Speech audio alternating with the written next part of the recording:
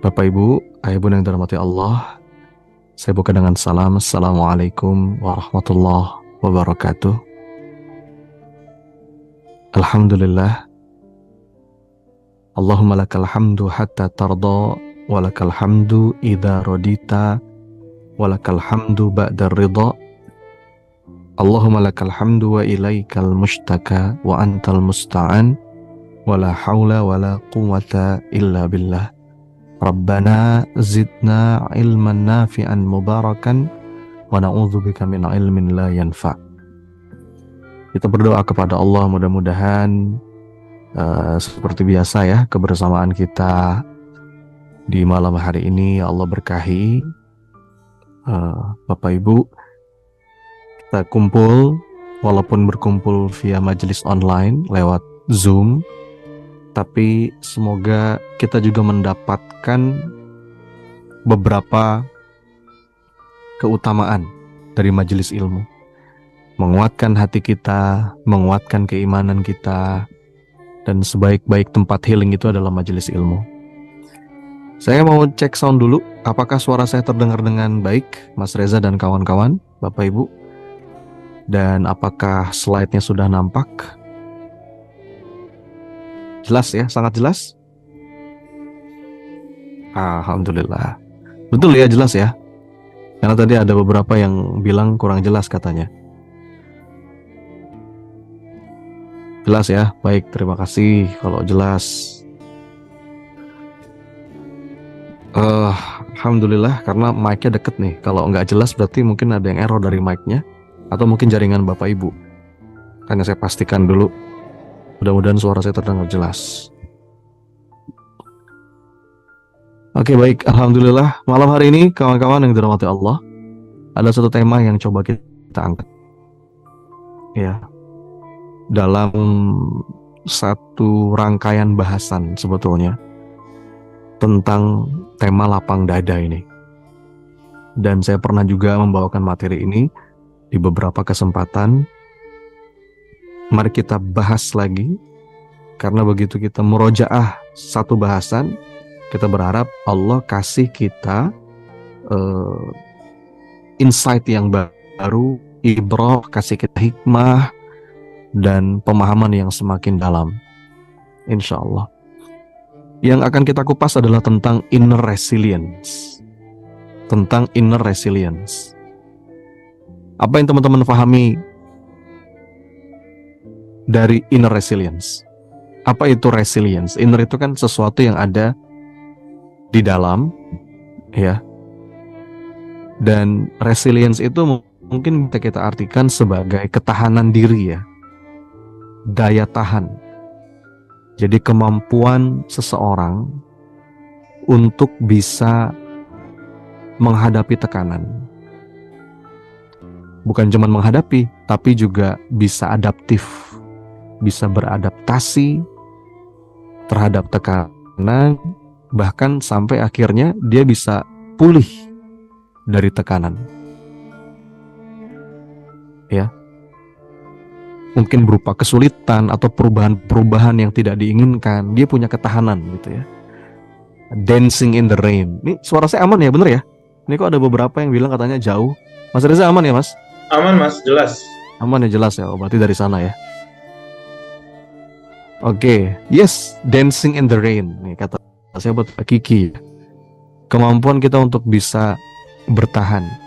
Ini kondisi mental memang. Ini kondisi batin, kondisi jiwa yang sangat penting untuk bisa menikmati setiap pergiliran episode ya yang Allah hadirkan dalam hidup kita. Kenapa ini penting, teman-teman? Kenapa bahasan kita penting? Coba saya mau minta pandangan dulu dari kawan-kawan yang hadir malam hari ini nih. Boleh sharing ya di kolom chat ya. Kenapa inner resilience itu penting dan menarik untuk kita bahas? Apa kira-kira dampaknya dalam hidup kita? Apa kira-kira yang akan kita efek positif apa yang akan kita rasakan ketika kita punya yang namanya inner resilience? Sehat, bisa bangkit. Oke, Bunda Turi, terima kasih. biar tetap waras. Karena di dunia yang seperti saat ini, kita butuh ngejaga mental kita supaya tetap waras. Ya, kalau kita muda sekarang kena mental ya. Ada banyak hal dalam hidup yang membuat kita bisa kena mental. Dan kalau seseorang itu punya inner resilience, dia nggak akan mudah kena mental. Dia tetap bisa tangguh.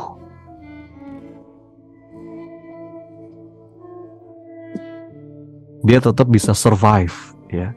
Tetap bisa tenang. Meskipun dalam badai kehidupan, dia nggak mudah putus asa. Ya, yes, betul. Terima kasih nih responnya di kolom chat, Masya Allah. Dan kembali lagi, kenapa ini penting? Karena kita harus pahami bahwa yang namanya kaidah kehidupan adalah tempatnya ujian. Badai dan kesulitan itu nggak bisa terpisahkan dari kehidupan. Betul ya? Kalau kita memutuskan untuk terus ngejalanin hidup, itu artinya kita memutuskan untuk terus berinteraksi dengan masalah, dengan ujian, dengan badai kesulitan. Sampai kapan sih? Nah, ini ada jawaban yang indah dari Nabi. Kata Rasulullah, hatta yalqallaha wa laisa alaihi dzambun. Sampai seorang hamba itu menghadap Allah dalam keadaan nggak berdosa. Masya Allah, indah banget ya. Jadi kata Rasul itu, yang namanya ujian akan terus menimpa orang-orang yang beriman. Itulah hidup. Kalau kita nggak mau diuji, ya nggak usah hidup. Ya. Ujian itu mungkin menyentuh anak-anak kita, harta benda kita, diri kita. Sampai kapan? Sampai seorang hamba itu datang kepada Allah dalam keadaan gak ada dosa. Jadi ternyata kalau kita punya sudut pandang seperti ini, Bapak Ibu, bahwa di antara tujuan Allah menyentuhkan ujian itu agar salah dan dosa kita terhapus. Dan untuk inilah tujuan dunia diciptakan, sebagai tempat ujian. Bahwa dengan ujian itu Allah sedang mendidik jiwa kita.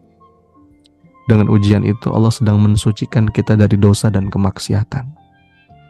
Dengan ujian itu kita jadi punya pahala yang bahkan tidak terhingga sampai kita bawa ke akhirat. Dengan ujian itu tauhid kita dimurnikan, ya nggak? Dengan ujian itu hati kita jadi tertaut kepada Allah. Bahkan kalau kata salah seorang ulama salaf tuh pernah ngomong kayak begini, seandainya bukan karena musibah-musibah dan ujian-ujian yang kita alami di dunia, maka kita tuh nanti akan datang di hari kiamat dalam keadaan rugi, dalam keadaan pailit gitu. Karena ya kenapa pailit? Ya kebanyakan dosanya dibandingkan amal solehnya. Maka ujian itu, sesuatu yang mungkin kita anggap musibah itu membersihkan kita dari salah dan dosa. Gitu kan? Dan yang namanya ujian itu kan memang parameter keimanan, parameter kesabaran. Kalau nggak ada ujian, kalau semuanya baik-baik saja, nggak akan kelihatan mana yang sabar, mana yang betul-betul beriman. Apalagi kalau kita menyatakan bahwa kita ini beriman. Ya. Apakah manusia itu mengira bahwa dia akan dibiarkan begitu saja mengucapkan kami beriman, sementara mereka itu belum mendapatkan cobaan dan ujian. Ya. Dan besarnya pahala itu berbanding lurus dengan besarnya cobaan. Betul nggak? Iya. Bahkan kalimatnya dalam sebuah hadis itu, ketika Allah mencintai suatu kaum, maka Allah akan mengujinya. Dan barang siapa yang ridho atas ujian Allah itu, dia akan mendapatkan keridhaan Allah. Tapi barang siapa yang berkeluh kesah, dia juga akan mendapatkan murkanya Allah. Maka makin berat mungkin 1-2 momen yang kita rasa, itu berbanding lurus dengan ganjaran yang insya Allah berikan dalam hidup kita. Yang harus kita sadari adalah nih kalimat berikut ini. Inner resilience ya adalah tentang kemampuan kita ya how to deal with difficulties deep inside your heart now ya, how to deal with difficulties. Kita tuh tahu bagaimana caranya menyikapi setiap ujian ini, dan ini pada akhirnya ujian keimanan dan ujian cinta. Bahkan kalau kata Imam Al-Ghazali, Bapak Ibu, kesulitan itu bisa jadi guru terbaik kita. Bener ya? Lewat kesulitan kita belajar menghargai nikmat yang Allah berikan. Lewat kesulitan, kesabaran kita diuji, keimanan kita diperkuat. Kalau dalam istilah bahasa Inggris itu gini, difficulties in life are intended to make us better, not bitter. Segala kesulitan dalam hidup itu untuk membuat kita menjadi lebih baik, better, not bitter, bukan lebih pahit. Jadi itu untuk menguatkan kita memang. Kalau semua kejadian selalu sesuai dengan apa yang kita harapkan, kalau semua kebaikan langsung berbalas seketika, apa yang kita inginkan itu mewujud nyata, terus di mana iman? Di mana iman? Padahal orang-orang yang mulia, orang-orang yang bahkan statusnya itu kekasihnya Allah, juga merasakan tuh payah, merasakan susah gitu. Di antara mereka ada yang ngalamin kehilangan yang begitu pedih gitu ya, sedih yang begitu dalam, merasakan penantian yang begitu panjang, pengharapan yang begitu panjang ya, ngadepin penghinaan, pengusiran, pengasingan.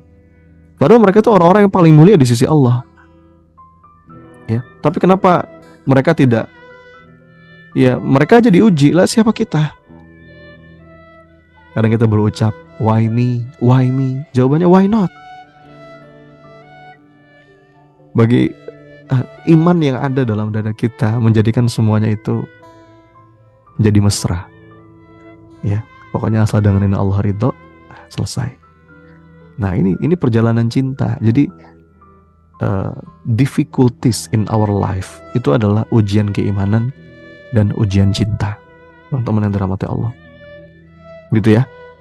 Dan memang setiap orang tuh punya sikap mental yang berbeda-beda ketika menghadapin yang namanya badai, storm tadi, hadapin yang namanya ujian kehidupan. Nah, ini pun sering saya sampaikan di banyak kesempatan ya. Ada 3 sikap mental orang-orang ketika menghadapi ujian kehidupan. Pertama disebut dengan mental fragile. Betul ya, bacanya fragile ya. Fragile itu apa sih? Sesuatu yang kalau dibanting tuh gampang pecah. Teman-teman, itu fragile. Kalau kita mau ngirim barang lewat ngirim paket lewat kurir gitu kan, itu ada stiker khusus tuh biasanya fragile. Ini barang yang mudah pecah, jadi hati-hati, rapuh. Nah, kondisinya sekarang kebanyakan Gen Z ya, menurut beberapa riset itu lebih rapuh dibandingkan generasi yang sebelumnya. Makanya kita harus ngedidik anak-anak kita, cucu kita mungkin jangan sampai jadi generasi yang rapuh. Di antara sebab generasi rapuh itu karena terlalu banyak kemudahan. Dia harus merasakan juga kesulitan, dia harus merasakan juga beban, dia harus merasakan juga berbagai macam tekanan ya. Itu sikap mental yang pertama, namanya fragile. Ada lagi yang kedua, ini resilient. Resilient itu adalah sesuatu yang kalau dibanting dia nggak pecah. Dia punya ketahanan untuk ngadepin tekanan. Dia mampu adaptif menghadapi tekanan. Bahkan dia bisa pulih dari tekanan. Itu resilient. Tapi ada lagi yang lebih keren, namanya anti-fragile. Ya. Anti-fragile.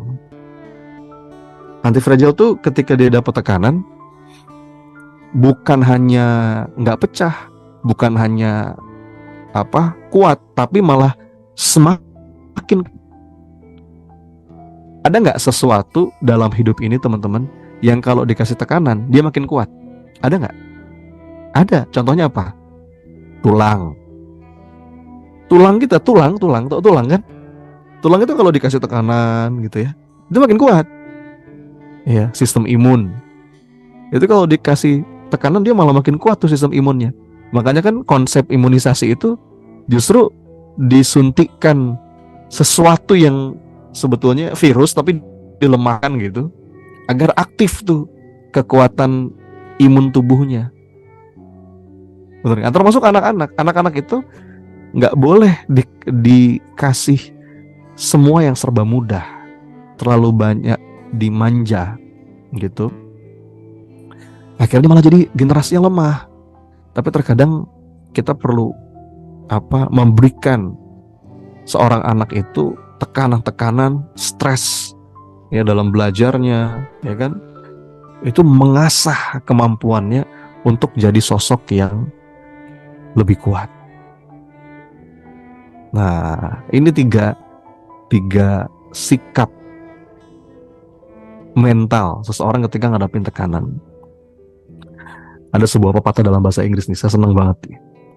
Jadi kalimatnya tuh begini: In the storm of life, our true character is formed. Wah. Jadi dalam badai kehidupan, sejatinya karakter kita tuh sedang dibentuk.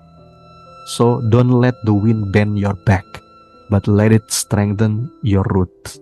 Jadi jangan biarkan angin itu melengkungkan punggungmu, tapi justru biarkanlah dia menguatkan akar-akarmu. Ya, ini luar biasa ya. Jadi resilience itu atau ketahanan diri itu adalah kemampuan kita untuk ketika ngadepin badai itu bukan melengkungkan punggung kita, tapi justru membuat akar-akar kita semakin kuat. Yang namanya hidup kita pasti banyak ngadepin tantangan, bener gak sih? Baik itu dalam konteks pribadi, dalam konteks profesional mungkin, dalam konteks bisnis mungkin, atau global, isu, bencana alam, krisis ekonomi. Nah, inner resilience ini membuat seseorang itu bisa tetap teguh meskipun di tengah tekanan. Bahkan dia bisa melihat tantangan itu sebagai kesempatan untuk growing, untuk tumbuh dan berkembang. Ya, ketika gagal, dia nggak jatuh, nggak terperosok. Yang namanya hidup pasti kita ngalamin gagal. Justru malah kalau kita berhasil terus, kita sukses terus, nggak pernah ngerasain gagal, rapuh. Saya pernah dapat cerita dari siapa ya? Ada seorang anak itu yang memang dari kecil tuh nggak pernah gagal gitu. Selalu juara. Suatu waktu ketika sudah besar dia gagal di 1-2 hal gitu, itu langsung stres. Makanya itulah diantara hikmah Allah pergilirkan. Di perang Badar pasukan Islam menang, Allah tolong. Di perang Uhud pasukan Islam mengalami kekalahan yang begitu pedih. Nah itu bagian yang tidak terpisahkan dari kehidupan.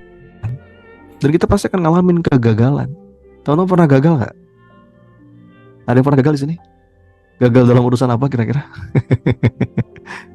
Gagal dalam urusan apapun ya, dalam hubungan, dalam pekerjaan, mungkin dalam usaha pribadi, ya. Itu fitrah kehidupan, dan itu akan menguatkan akar-akar kita. Ya, nah ketika kita punya yang namanya inner resilience, ini akan membantu kita untuk bisa bangkit, membantu kita untuk bisa belajar dari pengalaman, dan membantu kita untuk bisa terus bergerak maju tanpa putus asa gitu, tanpa harus merasa jatuh, ya kemudian kita nggak bisa move on gitu kan.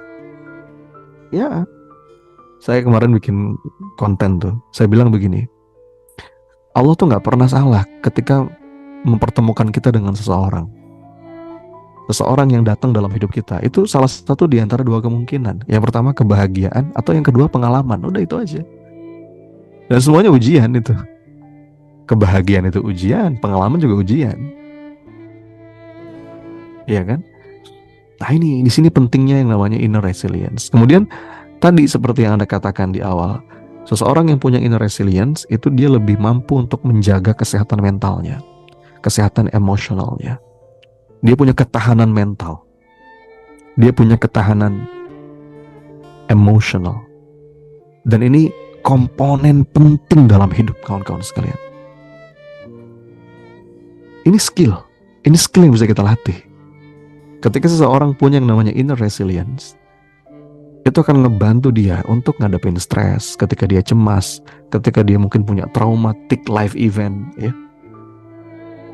Dia mampu untuk mengelola semua itu, dia ngejaga keyakinan dirinya, ya. Dia terus ngebangun hubungan sosial dengan orang lain, dan akhirnya dia bisa pulih kembali menjadi diri yang positif. Itu. Apalagi orang yang punya inner resilience, dia akan secara kinerja dan secara produktivitas dia lebih baik pasti. Yes. Itu ada efeknya langsung. Dia fokus sama tujuan, ya. Tantangan yang dihadapin dia sikapi dengan positif. Jadi secara logik, orang yang punya inner resilience, dia akan punya tingkat prestasi yang lebih baik. Dan dia akan punya productivity yang konsisten. Karena dia bisa beradaptasi, ya, ketika berhubungan sama orang, ya. Jadi apapun yang kita hadapin itu nggak melengkungkan punggung kita, tapi justru menguatkan akar-akar kita. Ya, makin gede kita rasa ujiannya, wah berarti akarnya ini semakin sedang kita kuatin, gitu ya. Karena kembali lagi, ada 3 kemungkinan orang ketika ngadepin yang namanya traumatic life event. Dan kita pasti ngalamin inilah, ujian kehidupan berupa masalah, kesulitan, krisis, gitu ya. Kelompok pertama, seseorang ketika ngadepin traumatic life event ini, dia jatuh dan dia nggak bisa bangkit lagi. Ya, makanya kalau pilih lagu juga jangan yang galau-galau terus. Kalau kita mau pilih lagu, yang kita dengerin tuh yang positif, gitu ya. Jangan lagu yang malah melemahkan. Aku terjatuh dan tak bisa bangkit lagi. Aduh, itu ngapain nyanyi kayak gitu? Itu nggak ada kerjaan. Bikin kita jadinya lunglai, gitu. Nah, itu kelompok yang pertama tuh, istilahnya post traumatic stress disorder. Nah, ada kelompok yang kedua. Nah, ini kebanyakan orang. Ketika mengalami yang namanya traumatic life event, dia bisa recover to normal. Dia bisa adaptif. Dia bisa kembali lagi ke titik normal. Iya, memang ada orang-orang kayak gitu. Jadi senengnya itu mendramatisir, gitu, persoalan yang akhirnya membuat dia tuh semakin terpuruk, gitu. Ya. Nah, yang kita harapkan itu yang ketiga kan, yang istilahnya itu post traumatic growth. Bagaimana setelah kita ngalamin satu traumatic life event, ya, kita ngalamin satu kesulitan, kita ngalamin satu masalah, kita ngalamin satu krisis, kita bisa bangkit. Bukan hanya bangkit, kita bisa terus bertumbuh, dan itu jauh lebih baik dari sebelum kita jatuh. Nah, ini kita penting nih punya skill seperti ini, teman-teman. Betul ya? Jadi kira-kira mau tahu nggak? Ada yang mau tahu nggak? Kuncinya apa? Bisa jadi kelompok yang atas. Ada yang mau tahu nggak? Apa kuncinya untuk bisa punya inner resilience? Ya. Yang jawabannya benar, hadiahnya umroh sama-sama. Ya. Syaratnya satu, ya, kita ketemuan di Masjidil Haram, ya. Amin, jadi doa ya. Mudah-mudahan bisa umroh bareng. Kemarin saya baru pulang umroh tuh, hari Senin pulang. Insya Allah saya ada jadwal lagi bulan Oktober dan November nanti umroh akbar bareng perjalanan hikmah. Yuk diniatin, insya Allah. Itu sebaik-baiknya tempat untuk healing, ya, menyembuhkan segala luka. Tempat kita untuk mengaku dan mengadu itu di depan Ka'bah, di Masjid Nabi. Indah banget. Diniatin. Ya, ada banyak faktor sih yang membuat kita punya inner resilience. Tapi kalau boleh saya memilih satu kunci dasar, kawan-kawan yang dirahmati Allah, yang akan membuat kita punya ketahanan diri, itu adalah, apa rahasianya? Lapang dada. Apa rahasianya? Lapang dada. syarhus sadr. Karena wadah hati yang mampu menampung berbagai macam tekanan hidup itu hanyalah wadah hati yang luas, wadah hati yang lapang, betul nggak? Dan saya memahami, ayah bunda yang dirahmati Allah, kelapangan hati ini berbanding lurus dengan ketahanan diri seseorang. Ketika kita punya hati yang seluas samudra, ya kita jadi lebih lebih tough gitu, lebih tangguh, lebih resilient tadi. Dan ternyata apa yang dijelaskan oleh para ulama, unsur pembentuk dari lapang dada itu adalah keimanan dan tawakal. Believe in Allah and beautiful surrender to Allah. Ya. Ada sebuah doa yang sangat indah dari salah seorang imam, namanya Imam Hasan al-Banna, dalam doa Rabithah. Ketika beliau meminta kepada Allah agar dadanya dilapangkan, doanya menarik. Washrah suduraha bifaidil imani bik wa jamilit tawakkulli alaik. Ya Allah, lapangkan dadaku dengan iman yang melimpah dan keberserahan yang indah. Nah, ini gandengan nih teman-teman. Iman sama surrender tuh gandengan. Ini sering saya bahas ya. Saya nulis buku yang ke-6, judulnya Surrender. Saya sering sampaikan, ketika kita ngebahas surrender, di saat yang bersamaan kita lagi ngomongin keimanan, karena ini nggak bisa dipisahkan. Betul nggak? Kita nggak mungkin bisa berserah sebelum kita percaya. Betul Bapak Ibu? Kira-kira Anda kalau mau menyerahkan sesuatu, mau nitipin sesuatu, itu sama siapa? Sama orang yang Anda percaya kan? Nggak mungkin Anda bisa menyerahkan sesuatu kepada seseorang yang Anda nggak percaya. Anda baru mau menyerahkan sesuatu kepada pihak yang Anda percaya. Itu logikanya. Itulah kenapa iman dan surrender, keimanan, keyakinan, dan keberserahan itu bergandengan, itu bareng. Ya. Bahkan ada nasyidnya tuh ya. Lapangkanlah dada kami dengan karunia iman dan indahnya tawakal padamu. Itu indah banget menurut saya. Memang yang akan membuat dada kita lapang itu yang pertama karunia iman. Yakin betul Allah adalah zat yang sangat mencintai kita. Allah gak mungkin zolim. Allah itu gak mungkin keliru dalam takdirnya. Allah itu maha baik. Allah itu maha bijaksana. Allah sebaik-baik pembuat skenario. Iman yang kokoh, iman yang bulat. Dan yang kedua, keberserahan yang indah. Jamilit tawakkul alaik. Jamil itu kan dari kata indah, cantik, sesuatu yang menawan gitu. Jamilit tawakkul. Jamilut tawakkul itu artinya beautiful surrender, keberserahan yang indah. Dan dua unsur ini yang membentuk kelapangan dada seseorang. Kawan-kawan. Jadi apa rahasia inner resilience? Saya akan jawab, believe in Allah and beautiful surrender to Allah. Itu rahasia lapang dada, itu ingredients ya. Itu komposisi, itu unsur pembentuk dari kelapangan dada seseorang. Bahkan kalau kita belajar dari Nabi juga, kita akan temukan, misalkan doanya Nabi Musa, ini sering sekali saya bahas. Saya sangat terinspirasi dengan doa ini.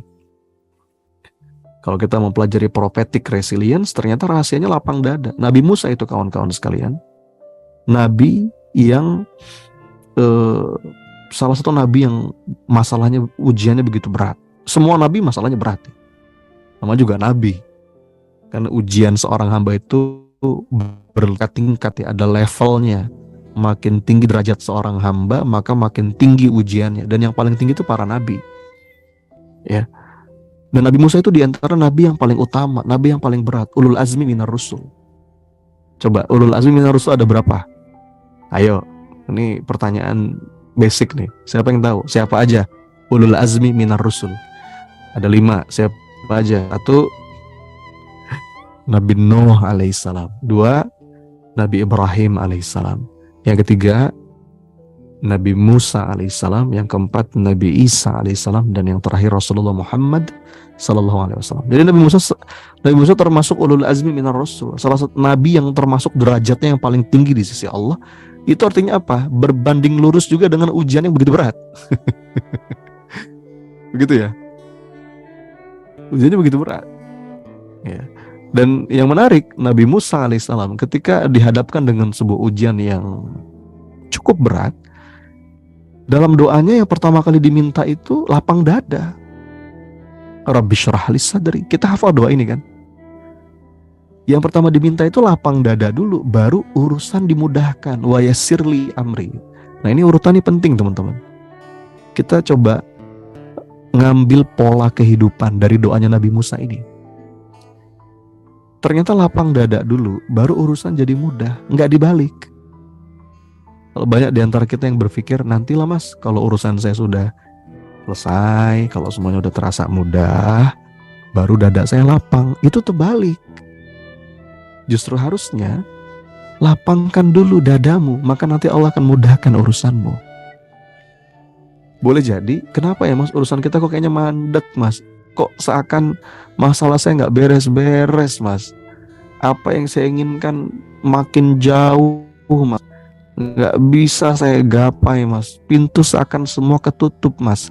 Karena kunci pertamanya nggak kita pakai. Apa kunci pertamanya? Lapang dada. Syarhus sadr. Makanya doanya Nabi Musa, Rabbi syrahli sadri. Itu dulu. Baru yang kedua, wa yassirli amri. Dan ujungnya bahkan wahlul uqdatam min lisani yafqahu qawli. Misi tercapai, tersampaikan. Ya. Karena memang beban itu ternyata bukan di pundak, beban itu ternyata di dada. Makanya ayatnya alam nashrah laka sadrak. Ya. Sadrak, sadr itu dada. Maka dari sekian banyak faktor, dari sekian banyak sebab, saya memahami kunci dari inner resilience itu adalah lapang dada. Dan ini skill teman-teman. Lapang dada itu skill yang perlu kita latih, bisa kita latih dan perlu kita latih. Sebagaimana skill-skill yang lain pada umumnya. Ini perlu ditumbuhkan. Skill lapang dada itu saya sering sampaikan ya. Definisinya ada 3. Yang pertama, kemampuan untuk bisa menemukan emosi positif dalam setiap keadaan. Itu skill pertama dari lapang dada. Maksudnya apa? Ketika dia melihat masa lalu, masa kini, dan masa depan, itu yang muncul itu emosi positif. Lihat masa lalu, ada rasa syukur di situ, ada banyak kenangan indah, ada banyak pelajaran, ada banyak hikmah yang bisa diambil. Lihat masa kini, dia mindful, dia bisa menikmati, dia bisa khusyuk, dia kagum. Lihat masa depan, dia optimis, dia yakin, penuh harap, hopeful. Itu yang pertama, kemampuan untuk bisa menemukan emosi positif dalam setiap keadaan. Yang kedua, lapang dada adalah kemampuan untuk bisa mengatasi emosi negatif ketika rasa itu muncul. Ya kan? Karena kita manusia, gak mungkin dong kita positif terus. Ada kalanya kita merasakan sesuatu yang mungkin gak enak, gak nyaman. Pasti ngerasain yang namanya negativity. Allow yourself to be human. Kita ini manusia, bukan malaikat. Gak mungkin kita positif terus. Gak mungkin. Jadi it's okay not to be okay. Ya teman-teman. Jangan denial gitu. Kalau kita lagi gak ngerasa baik-baik saja ya gak apa-apa. Gitu kan. Gak apa-apa. Jangan berusaha menolak gitu. Kamu kenapa? Gak apa-apa. Kamu kenapa? Aku gak apa-apa. Jadi, ini penting. Kemampuan mengatasi emosi negatif. Dan yang ketiga, lapang dada itu adalah bagaimana kita bisa menjalin hubungan yang memuaskan dengan 3 pihak. Dengan diri sendiri, dengan orang lain, dan tentunya dengan Allah. Puas. Hatinya tuh puas. Satisfaction. Dia itu ada rasa fulfill gitu, mantap. Nah, itu skill yang perlu kita latih. Nah, Di kesempatan ini mungkin saya akan coba sampaikan 3 ya. 3 hard set ya, fundamental ya. 3 kondisi hati yang perlu kita tumbuhkan untuk bisa menemukan yang namanya inner resilience. Jadi 3 hard set to grow your inner resilience. Bagaimana kita bisa melapangkan wadah hati kita sekaligus menguatkan ketahanan diri kita. Nah, ini 3 ini menjadi fondasi dasar ya, yang mudah-mudahan bisa kita pegang dalam hidup agar kita mulai tumbuh tuh yang namanya kelapangan dada, dan ujungnya buahnya adalah resiliensi ya, atau ketahanan diri tadi. Ada yang mau tahu apa 3 hard set ini? Ya, perlu kita bahas nggak nih? Ada beberapa aturan keyakinan yang perlu kita tumbuhkan kalau kita ingin menemukan yang namanya inner resilience. Coba kita bahas satu-satu. Yang pertama, hard set yang pertama adalah Quran surat Al-Insyirah atau Asy-Syarh yang tadi sempat saya kutip. Ini aturan keyakinan pertama. Aturan keyakinan pertama dalam diri kita yang perlu kita tumbuhkan. Ya. Kaidah Quran surat Al-Insyirah. Fa inna ma'al usri yusra. Inna ma'al usri yusra. Ini indah banget. Saya rasa kita udah sering dengar ayat ini ya. Tapi ini kaidah penting dalam hidup kawan-kawan sekalian. Bahwa ternyata Allah itu bahkan menjamin, Allah itu menggaransi satu kesulitan itu akan diapit minimal oleh 2 kemudahan. Kok bisa begitu? Iya, karena kata al-usri di sini itu ada alif lamnya yang menunjukkan dia itu makrifah, sesuatu yang definitif, jelas barangnya. Ya, nih yang itu ada alif lamnya. Tapi ketika Allah menyebutkan kata yusra itu nggak ada alif lamnya, artinya nakiroh, sesuatu yang indefinitif, yang kemungkinannya itu lebih besar, lebih banyak. Makanya saya sampaikan dalam kaidah ayat ini harus jadi aturan keyakinan kita. Sebuah keniscayaan dalam hidup Bapak Ibu. Satu kesulitan itu pasti Allah apit minimal dengan 2 kemudahan. Ini dulu nih aturan keyakinan kita supaya kita punya ketahanan diri gitu. Jangan sibuk dengan yang sulit-sulit itu saja, tapi buka mata, Allah pasti ngasih banyak kemudahan yang lain. Maka syukuri itu, lapangkan dadamu. Allah gak mungkin ngasih kita masalah di luar kemampuan kita. Gak mungkin. Dan memang yang Allah uji bukan kemampuan. Kenapa? Allah tahu kita mampu. Yang Allah uji itu kemauan. Mau gak kita berbaik sangka? Mau gak kita berlapang dada? Mau gak kita datang mengaku dan mengadu kepada Allah? Yang Allah uji bukan kemampuan, tapi yang Allah uji kemauan. Kalau kemampuan Allah tahu kita mampu. Karena Allah tidak akan menyentuhkan satu persoalan melebihi batas kemampuan kita. Ya, makanya Sayyidina Umar bin Khattab dalam sebuah kesempatan terinspirasi dari ayat ini, beliau sampai mengatakan lal yaghlibul usru yusrain. Nggak mungkin satu kesulitan itu mengalahkan kemudahan 2 kali. Gak mungkin. Jadi open your mind, open your eyes, buka mata, buka hati. Kalau kita ngerasa mas sekarang kok saya ngerasa sulit mas hidup ini, di saat yang bersamaan Allah akan memberikan kita karunia, kemudahan, anugerah minimal 2 kali lipat dari kesulitan itu. Pasti, garansi. Ya, kita aja yang matanya gak kebuka, ketutup, itu aja yang kita fokusin. Padahal kalau kita mau geser kanan kiri, banyak nikmat Allah yang lain. Kita sibuk sama masalah dan sibuk meratapi masalah. Kenapa ujianku gak beres-beres? Kenapa gini ya Allah? Kenapa aku? Padahal di saat yang bersamaan, fa inna ma'al usri yusra. Inna ma'al usri yusra. Sampai 2 kali itu. Ya. Coba lihat. Kita sibuk mukulin pintu yang ketutup, kenapa ini nggak kebuka? Ya Allah. Loh, lihat itu di belakang kamu ada pintu lain yang Allah buka. Bisa difahami ya? Jadi kawan-kawan sekalian, open your mind, open your eyes, open your heart.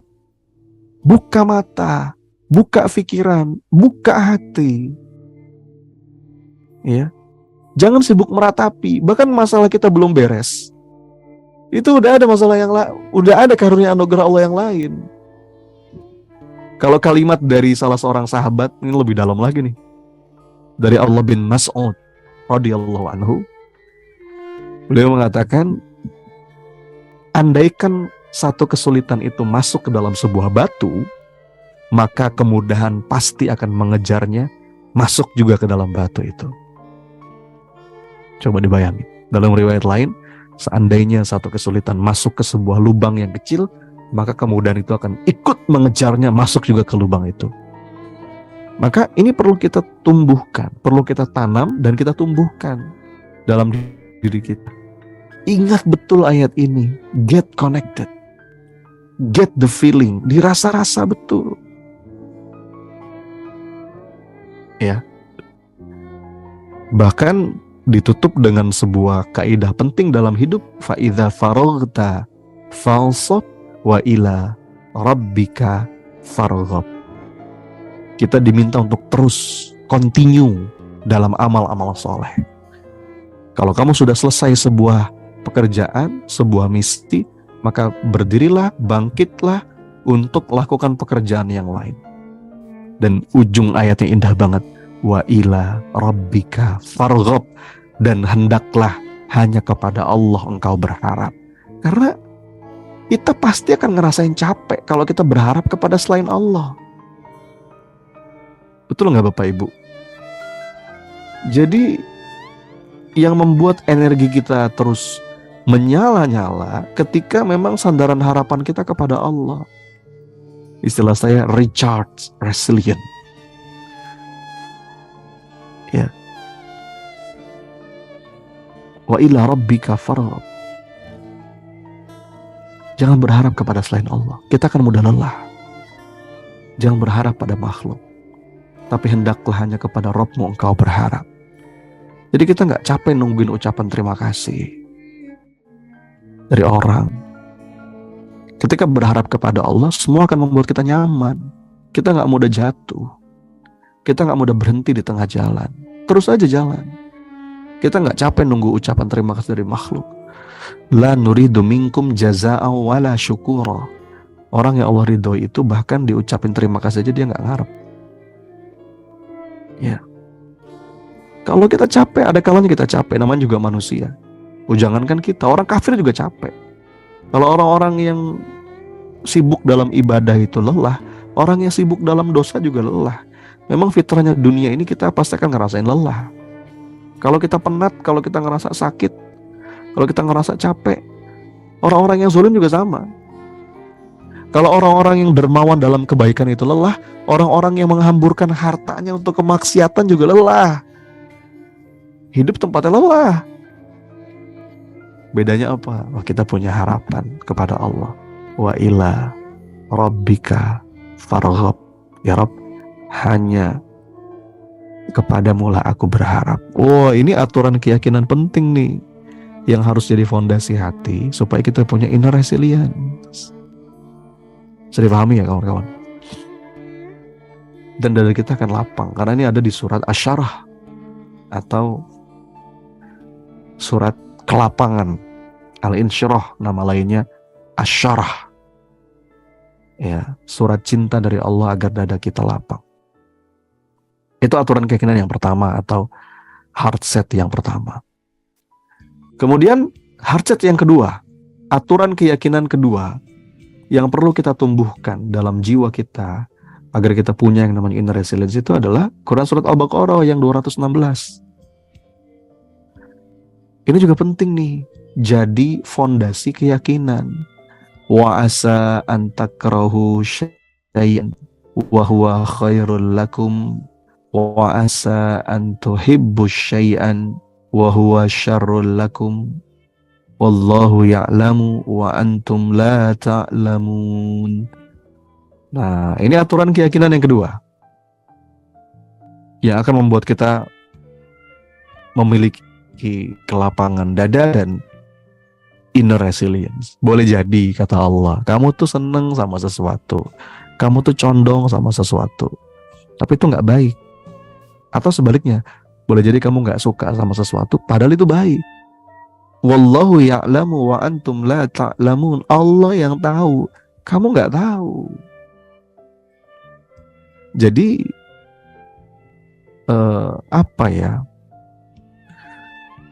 bagi orang-orang yang beriman itu semuanya indah,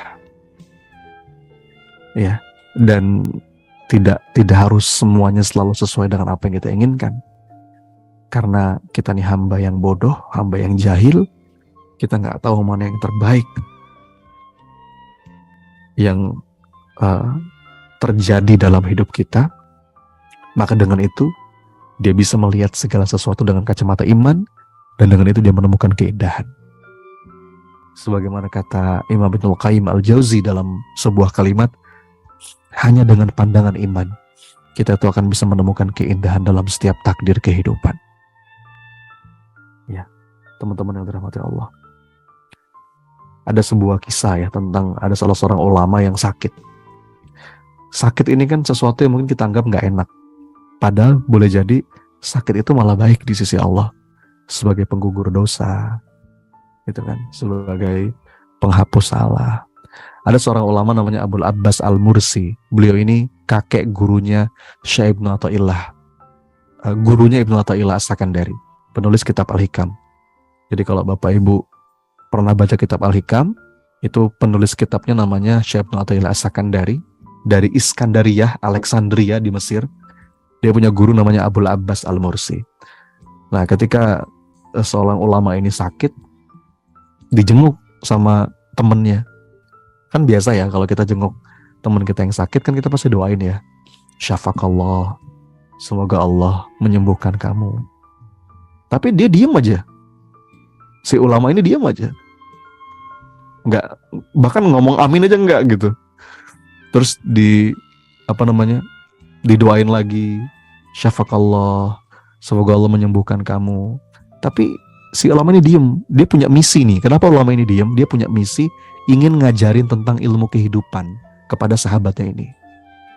Ya.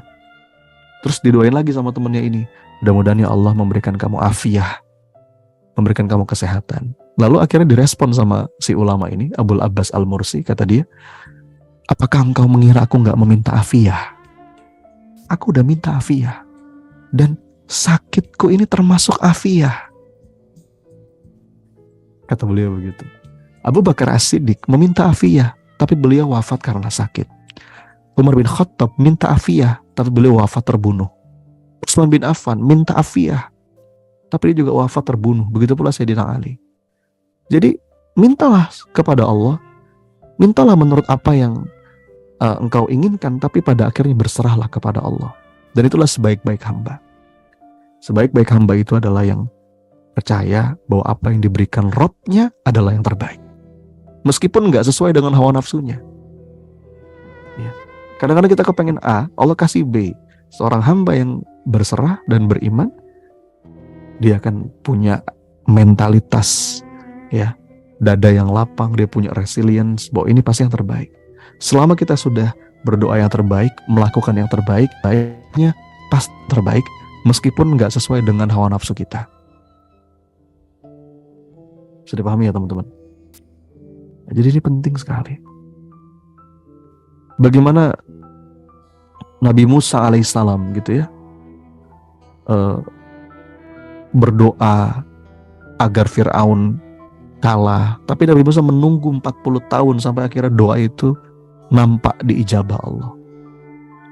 Nabi Ayub 18 tahun sakit. Nabi Yusuf 13 tahun merasakan gelapnya penjara. Ya. Nabi Yakub 14 tahun merindukan anaknya. Nabi Zakaria sampai tua dia menanti anak. Ya tugas kita minta sama Allah dan kita serahkan. Allah pasti akan berikan yang terbaik dalam bentuk yang paling baik pada waktu yang paling tepat. Makanya kalau kata Sayyidina Umar bin Khattab radhiyallahu anhu, dia bilang begini, aku tuh nggak pernah mengkhawatirkan apakah doaku dikabulkan atau tidak. Aku nggak pernah khawatir. Kenapa? Karena ketika seorang hamba diilhamkan, digerakkan hati dan lisannya untuk meminta kepada Allah, itu tanda bahwa Allah sedang berkehendak memberinya karunia dalam bentuk yang paling baik pada waktu yang paling tepat. Justru yang aku khawatirkan adalah ketika aku berhenti berdoa. Jadi relax teman-teman. Iya, kita tuh jadi ribet hidup ini karena kita memaksakan kehendak diri. Padahal belum tentu yang terbaik.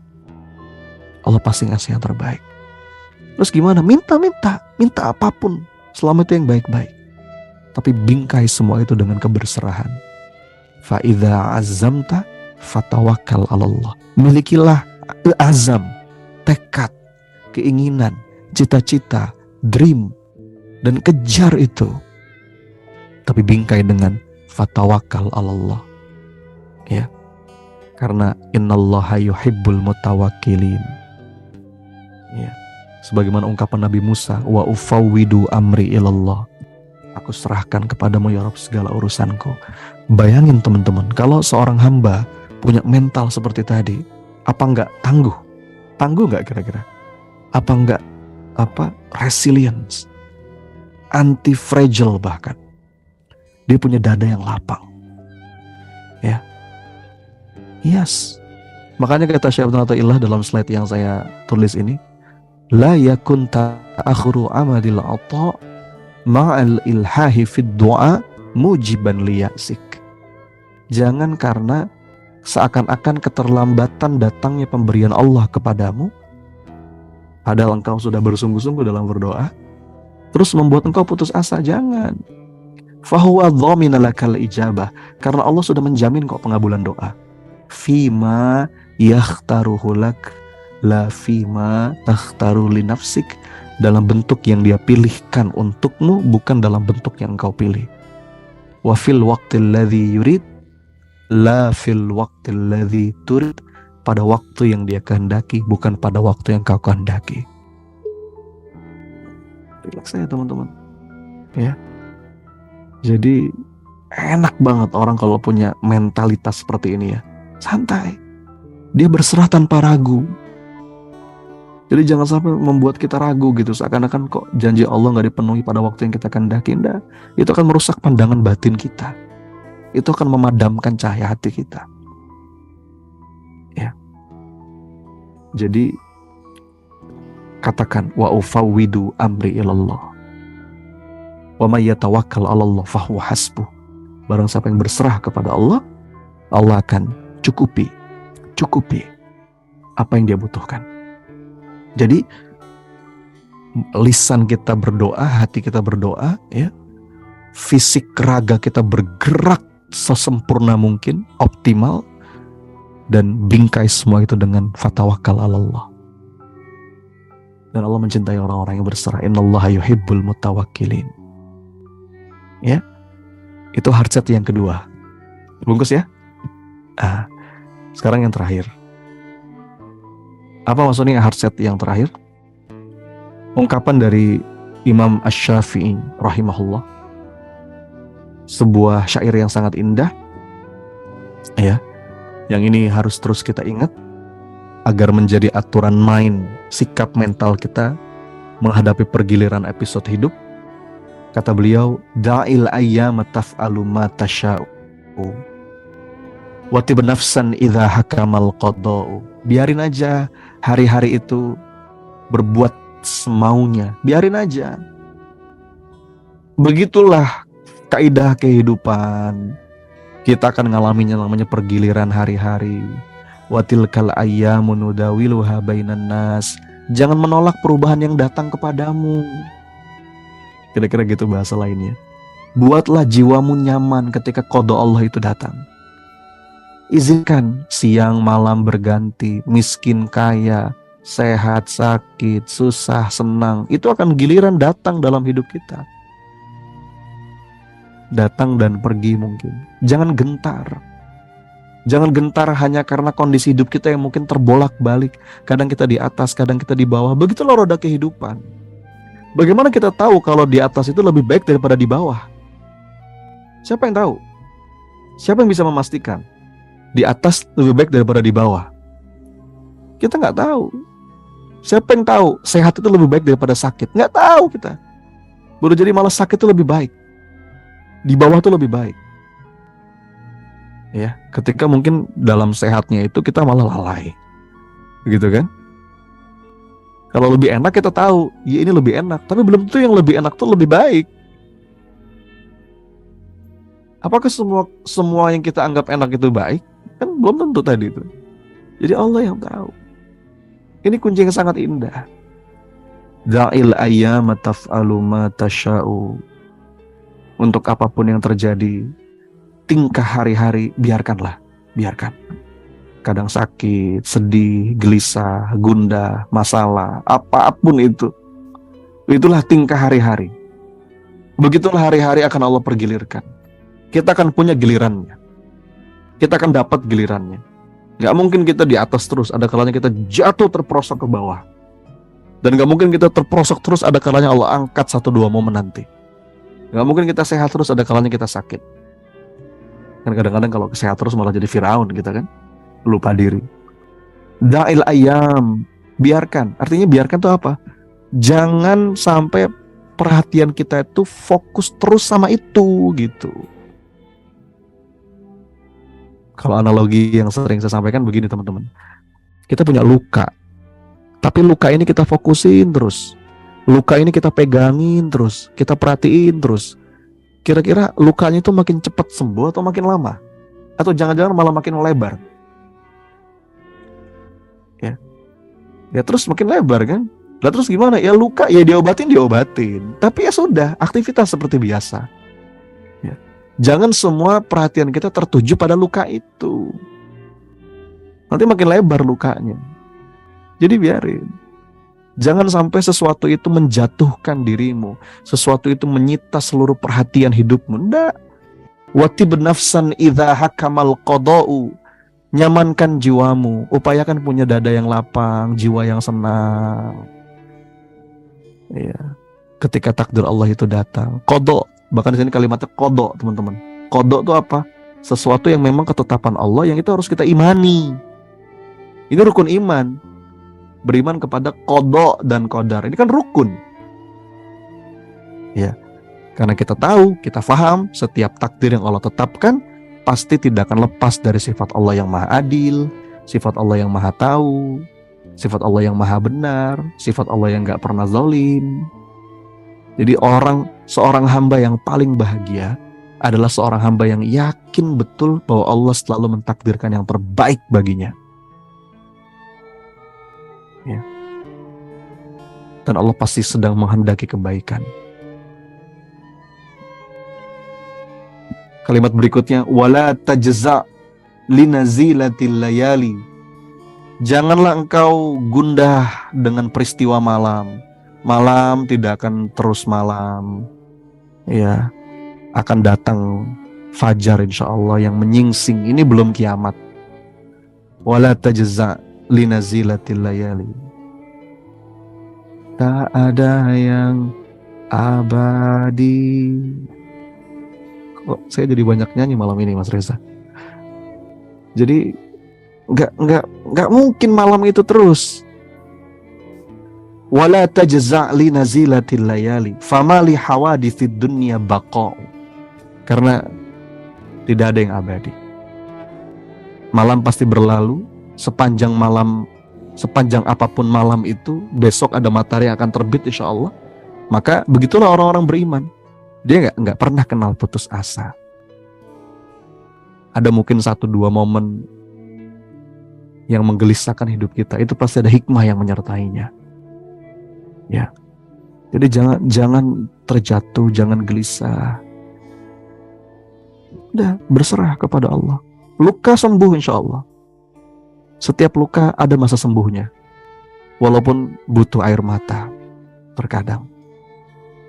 Jadi kekuatan sejati itu, ya, inner resilience itu kawan-kawan, lahir dari sikap menyerahkan diri kepada Allah. Begitu kita berserah kepada Allah, Allah akan memberikan kekuatan, ya, pada diri kita dan membuat kita dalam hidup tuh nyaman gitu, nggak terjebak dalam kecemasan, ketakutan, kekhawatiran. Hidupnya damai, stay cool, confident, resilient tadi. Walaupun dunia itu dipenuhi dengan berbagai macam ketidakpastian, kegaduhan, krisis, ruwet, ya. Jadi kawan-kawan yang dirahmati Allah, lakukan ikhtiar. Tapi bingkai semua itu dengan fatawakal ala Allah. Ya. Bingkai semua itu dengan fatawakal ala Allah.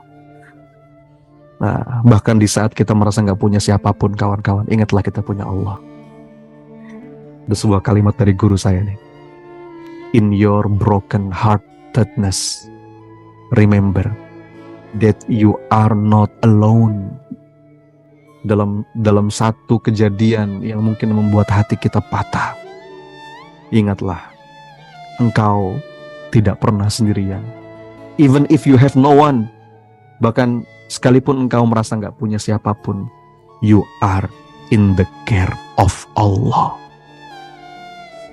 Ya, kita tuh bersama Allah, dalam lindungan Allah. Ya, so la tahzan, innallaha ma'ana.